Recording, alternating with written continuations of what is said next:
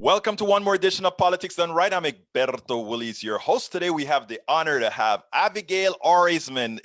She's an author of The Radical State, How Jihad is Winning Over Democracy in the West. An award-winning journalist she is, and an essayist. She has contributed to Foreign Policy, Forbes, Salon.com, The New Republic, Politico, The Wall Street Journal, The Washington Post, The New York Times. I'm getting tired saying all this stuff. The World Policy Review, and other venues. She is a regular contributor to the investigative project on terrorism and has spoken widely on the subject, including appearances on WNYC's Brian Lear Show, BBC News, and CNN. For more information, remember to consult her at abigailesman.com, ABIGAILESMAN.com. Her latest book, Rage, Narcissism, Patriarchy, and the Culture of Terrorism.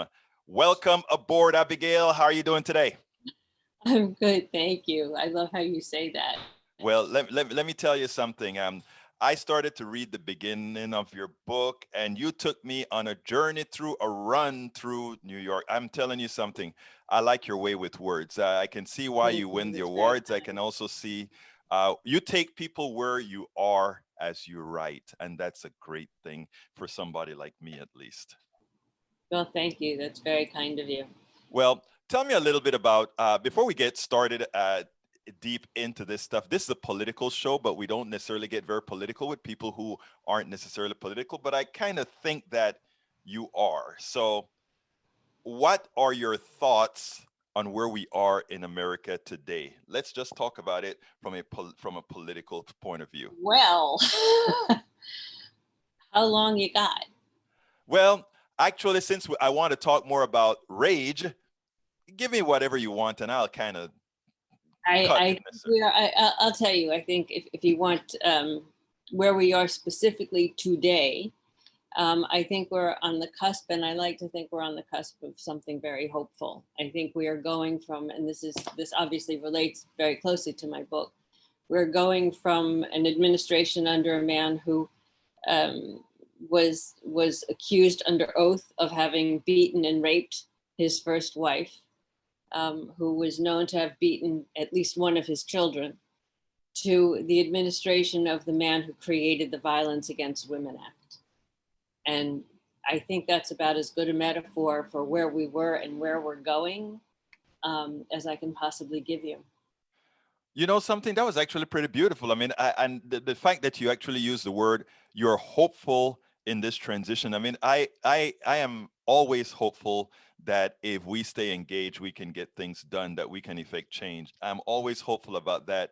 What felt a little bit terrible about this was that there were 74 million Americans who felt okay. I don't necessarily say that they all agree with what we had in power, but somehow were willing to continue what we had. And in that light, I want to ask you, how do we get to those Americans? I mean, I like your book seems like the type of books that you write, and having more people write books like that seem like an antidote. Your thoughts? Well, I certainly hope so. I would like to think that my book was something of an antidote, because that was part of why I wrote it. Not just for the current administration, but for a general culture of terrorism, which is where we are in America and around the world right now. There's an enormous amount of violence. There's a rise in violent crime. There's a rise in domestic violence. There's a rise in hate crimes. I think part of why that is, and part of why it turned into 74 million votes for Donald Trump, is that much of this is generated by fear. You know, we hate what we fear. There's this fight or flight response, and people fight against what they're afraid of. And very charismatic or populist leaders succeed by making people afraid. That's how they gain power. And in the process of making people afraid, they also make them, many of them, more tolerant of violence, sometimes more violent themselves, because there is this enemy that has to be vanquished. Um, I I genuinely believe, and I am an optimist, but I genuinely believe that without that voice in power, with a more calm, kind, empathic voice, that will change because people Let will no longer be as afraid. let's examine those 74 million people because and we are going to get into and I think you're kind of edging much of what you're saying sort of mimic some of the things that you say in the passages of the book, but I want to examine the 74 million people since you opened that door. um, you talk about fear. Yeah. Fear, tell me, what are the fears? Look into the eyes of those 74 million people. What is it that they have to fear, really? That they have to fear or that they think they have to That they fear. think they have to fear. That's a better way Very of big putting it. difference. They feel that they have to fear being replaced, Mhm. losing their status, losing their prestige, losing their power, losing their position in society, losing their jobs. Most of the time, the things that we fear most in life are the things that we fear losing. So if you fear losing something, you will do whatever you can to protect it and to protect your possession of it, your power over it. How do you tell people that they're fearing losing something they never had?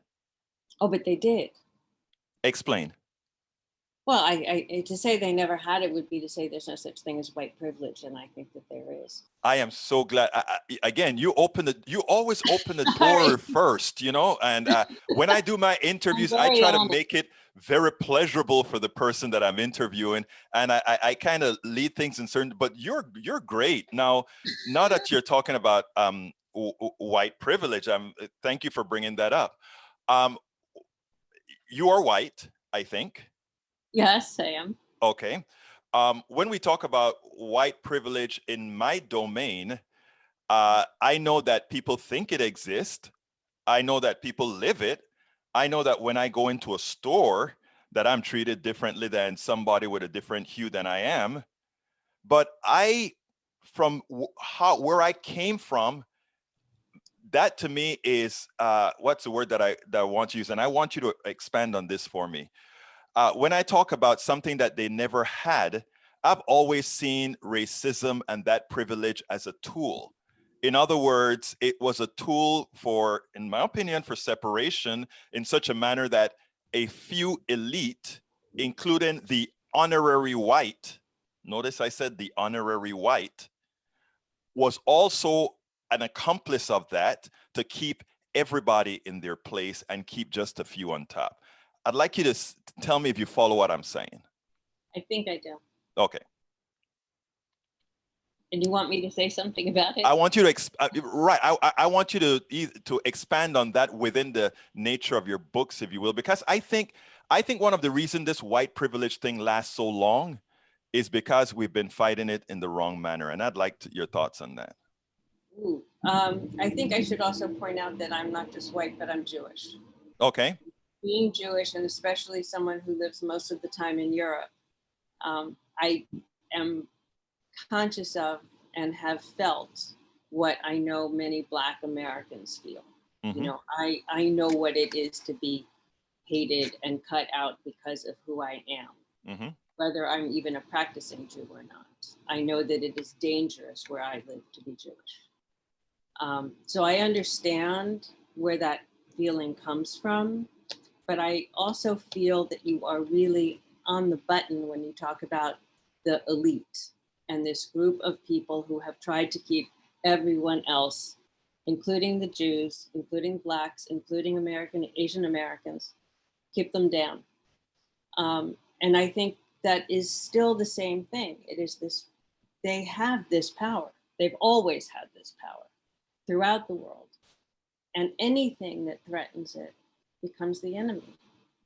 So you have two ways of dealing with that. And there are those people who are raised in cultures and raised in families and schooled to be empathic and inclusive and not to fear what is other.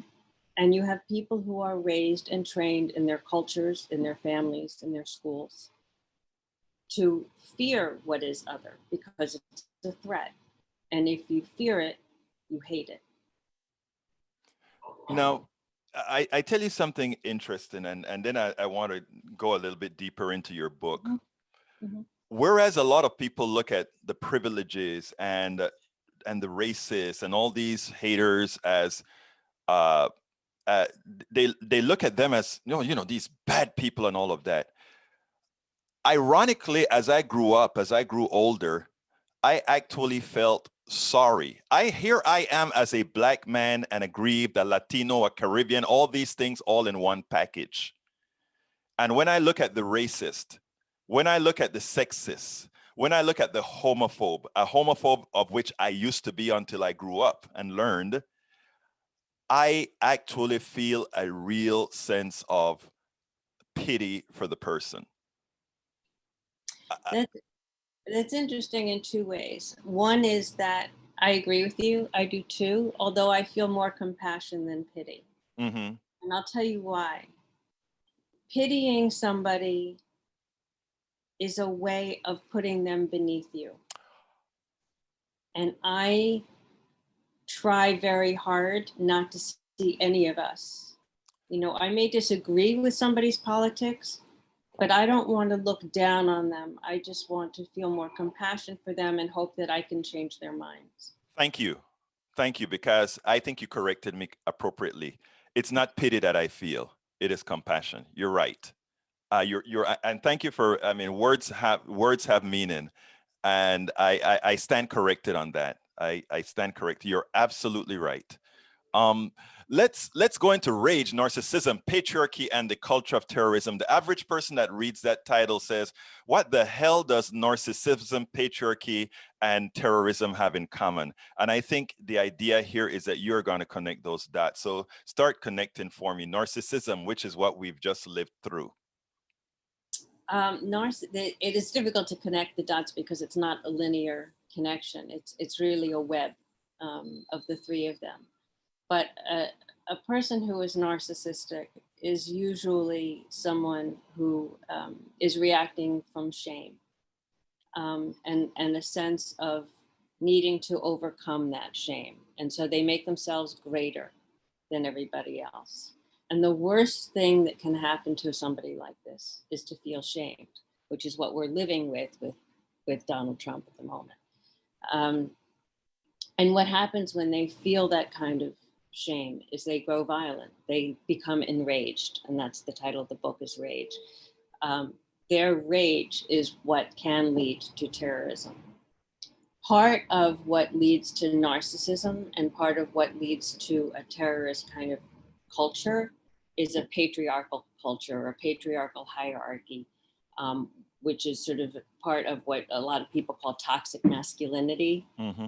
The idea of the man as this muscle-bound, knight in shining armor warrior who is going to save the world, Sly Stallone, all of these people, Rambo, who are going to somehow rescue everybody by the virtue of their greatness and their strength.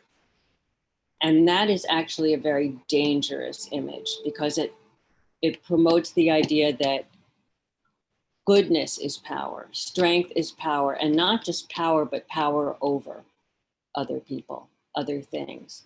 And a narcissist tends to see himself, particularly a male narcissist, tends to see himself in that way as this this all-powerful savior of the universe. And when you pull that out from under him, he becomes enraged. So it's all very complicated and intermingled. So it's not a linear connection, but they are very closely connected. Well, the fact that you do have more male terrorists and you have female terrorists, I think, give such credence to patriarchy as being sort of a genesis of that kind of behavior. And I have not seen, and I hope this doesn't sound sexist, but I have not really seen too many women that I would be able to consider narcissist either. So, I think it depends on how you define a narcissist. Exactly. When women who are raised in certain cultures that breed narcissism by the nature of that culture Mm-hmm. can be, absolutely. Example? The difference that you often see, and this happens very often in Middle Eastern cultures, is the association of the I with the we. So somebody may not be narcissistic as a person, but views the we as superior to everybody else and will die for that we, for that, for the ummah, as they say Mm-hmm. in Islam. And this is where you often do get women who become suicide bombers, for instance. Ah, okay. I see. Now, it's interesting that you brought in some of the Middle East here, because in this sort of a two-part question, or a twofer, because we tend to call what we have here not terrorism, but something else. But Mm-hmm. over there, terrorism. Now, you've interviewed a lot of white supremacists, as well as you've interviewed jihadists. Tell me if there's a difference, if the genesis of their behavior is the same. Kind of give us a breakdown. As what I hope that'll do is kind of take some of the blinders off of Americans. The genesis is exactly the same. It is exactly the same. It is still this sense of us and, you and me, us and them, the sense of needing to protect the we, that is us, that is me, against the them, that is you. And the you is always this threat to the we. And that's true for white supremacists who look at Blacks and Asians and Muslims and Jews as other.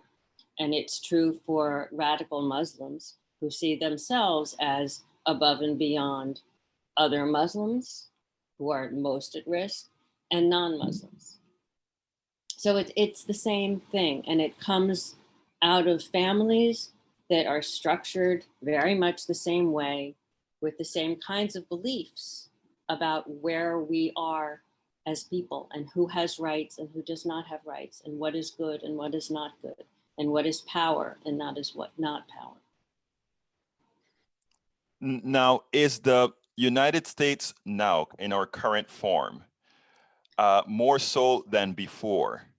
And I'd really like to hear that. Let's say, because if we throw in the 1700s and 1800s in, are we at this point in our history a culture that is creating more terrorism, or or getting, where do you see us on that scale? I think you could say that we're creating more terrorism on many levels. I don't know, I'm not in a position to say whether we are more violent, because again, if you go back a few centuries, people were more violent in general in their interactions on the streets. But there's certainly more public violence, more general violence. And part of that, of course, is the availability of weapons that can do more damage than they were able to do in the 17th century and the 18th century. But also we are a culture, increasingly a culture of extremes.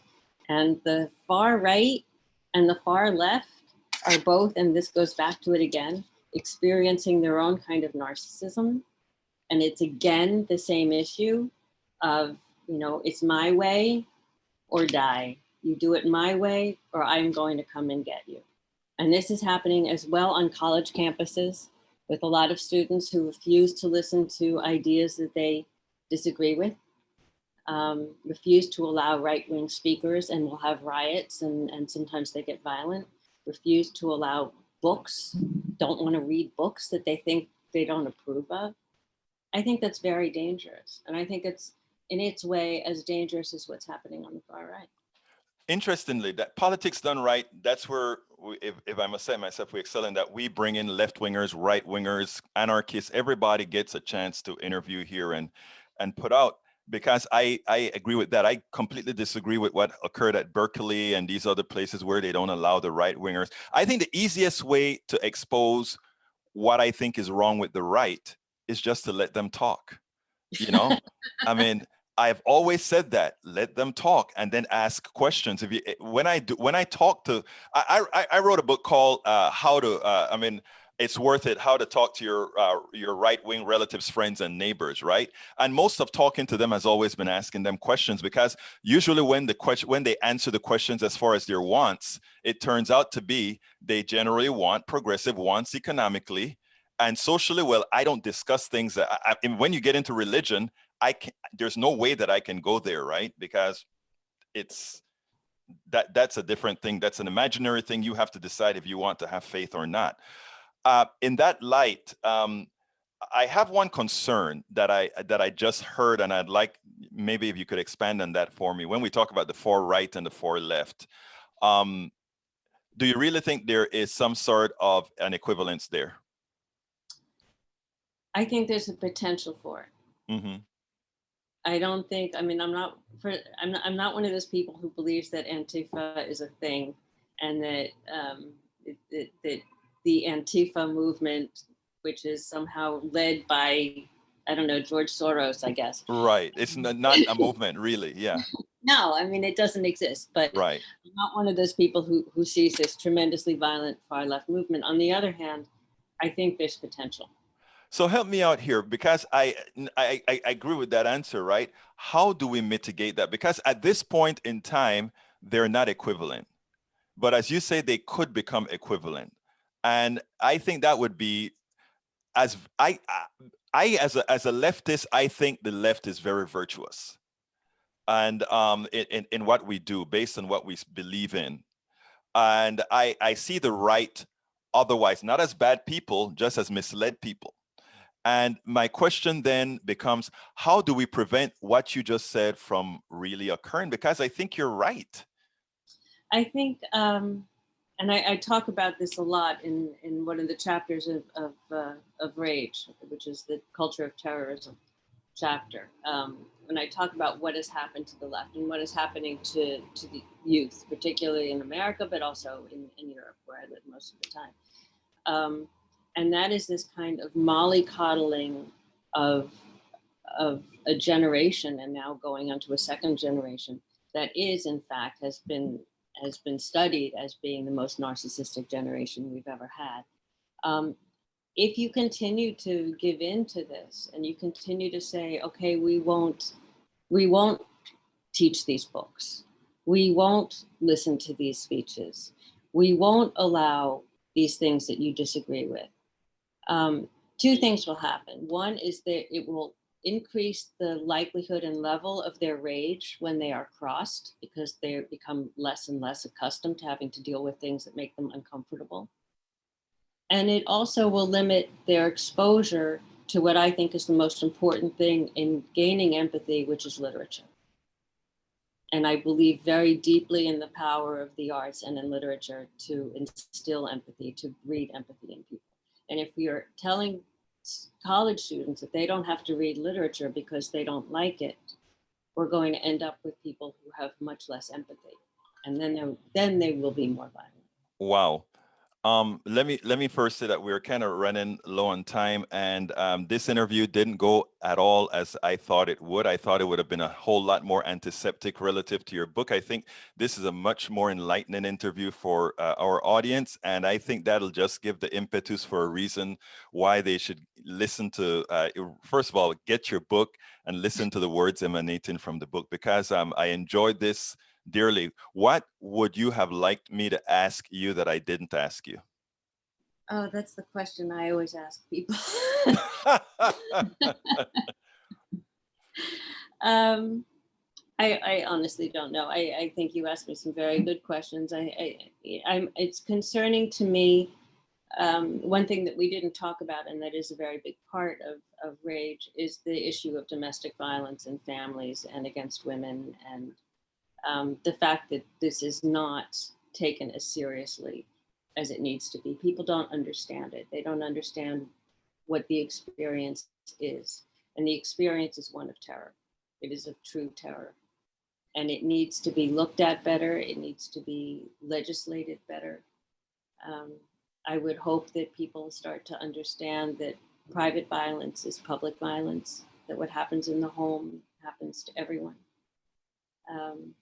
So I would just hope that people, whether they buy my book or not, start to look at what domestic violence is really about and how it affects everybody. And that is why I always ask that last question, because first of all, I get enlightened by, wow, next time around, I saw that notion in your book, and it's something that I really should have asked likely in the beginning. I didn't. So thank you so kindly for bringing that up. Look, I really enjoyed this interview. And I hope folks that are listening to us right now go out there and get the book. You know, I don't always tell folks after we do interviews to go get the book or what. Get this book. Abigail R. Esman, thank you so kindly for having been on Politics Done Right. Thank you very much. We spend a lot of time deconstructing the news, trying to parse it into a form that everybody can understand. We try to find those little nitpicks where it flies above the fray, etc.